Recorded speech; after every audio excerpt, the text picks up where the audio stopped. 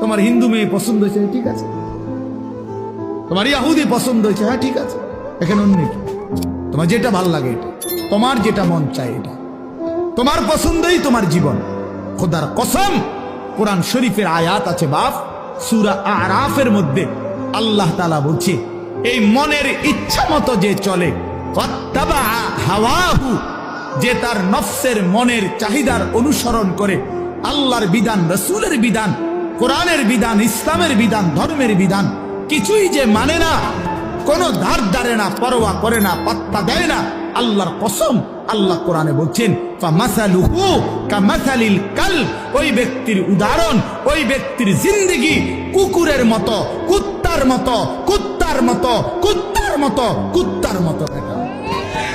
ওই জিন্দেগি কুত্তার জিন্দেগি, ওই জিন্দেগি কুত্তার জিন্দেগি। আমি বললাম কোরআনের আয়াত এটা।